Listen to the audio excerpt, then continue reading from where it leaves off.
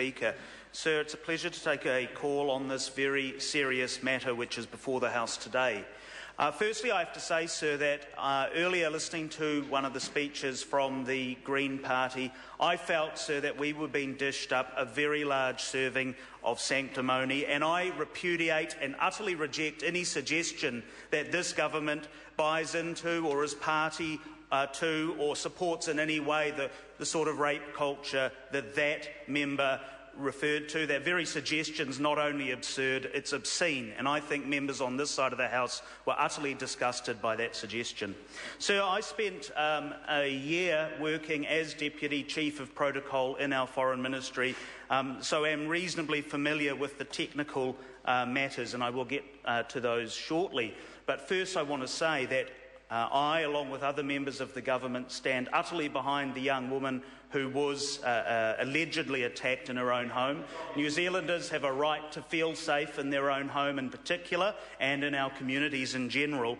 And I think this government has done a number of things to improve, for instance, the access by victims to the different support services that they can benefit from, and also, thanks to the work of the Police Minister, Antoli, and others, to make sure that we are preventing crime, and domestic and violent crime and sexual assaults in particular.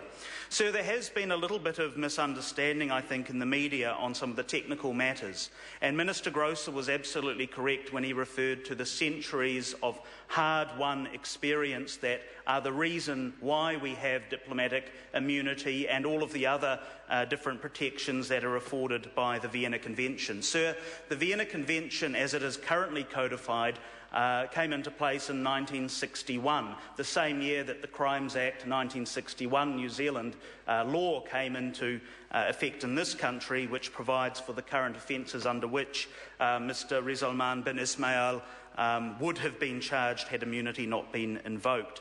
But I think it's important to point out that aside from the issue of immunity from prosecution, there's also an additional issue, and it is addressed in the note that was sent by the Ministry of Foreign Affairs, their note verbal, or their third-person note number 125 of this year, in which they also ask the Malaysian government to consider revoking personal inviolability, which is provided under Article 31 of the Vienna Convention. So this refers to whether the gentleman could be arrested, detained, held in custody, or prevented from leaving this country. Sir, he was not expelled from New Zealand, he was not declared persona non grata, and the Malaysians, having decided to invoke inviolability as well as immunity, and their third-person note response number BP4 of 2014, which is available for members of the public who may be interested in the media. It's available on the New Zealand Herald website, does outline exactly that they chose not to to drop immunity or inviolability. That means that, unfortunately, that person is not able to be kept in New Zealand and not able to be tried in New Zealand. But like others, I too hope that the person who is at this stage only alleged to have committed those offences does face the full force of the Malaysian justice system and the Malaysian military authorities should they be found to have committed those offences, should they be found to be guilty. Lastly, sir, I'll just refer briefly to some comments that were flung across the House which allege ministerial responsibility in this matter. There was a press statement put out by the CEO of MFAT, and I want to put on the record that I am proud to have worked in that ministry, but also have the utmost regard for New Zealand officials who are doing a very good job for this country, both offshore and back in Wellington. However, the statement of the Chief Executive of MFAT makes it very clear that in this case there were failings, and there were two failings in particular that Mr Allen refers to. He says that he is initiating a review process within the Ministry to reassess our policy and procedures for handling similar situations. The Ministry is likely to appoint an independent reviewer to do this work. The review will focus on two areas in particular.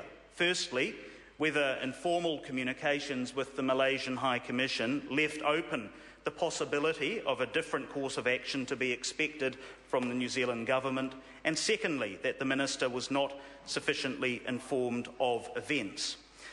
So whilst it's true that we need to back up our officials, it seems that there were failings. These need to be investigated and hopefully resolved. I call the Honourable Phil Goff. Mr. Speaker, an alleged rape or attempted rape and a burglary by somebody that is a representative, a diplomatic representative of their country, is a rare and extraordinary event in New Zealand. I know that immediately there was news that that happened, the Minister of Foreign Affairs would have been notified. And immediately the Minister of Foreign Affairs was notified, he would have talked to his Prime Minister, Mr. Key. I know that because I've served in that position for many years. Mr. McCulley would have been told immediately, and Mr. McCulley's response would have imagined have been the same as any of his predecessors on either side of the House. It would have been, "This is a serious event.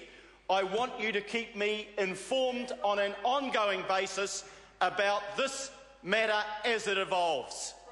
That's what Mr. McCulley would have demanded of Foreign Affairs and what they readily would have provided him with ongoing information about.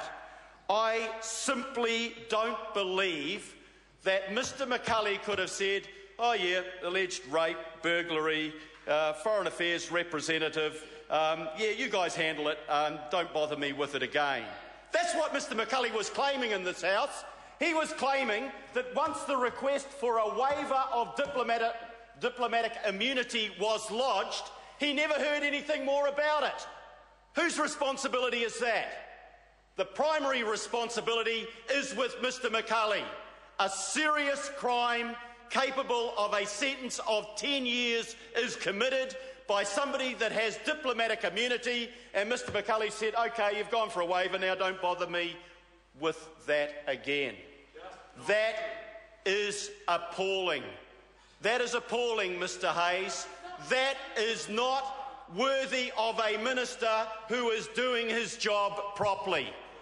The letter was fine. The letter sent by Foreign Affairs was fine. What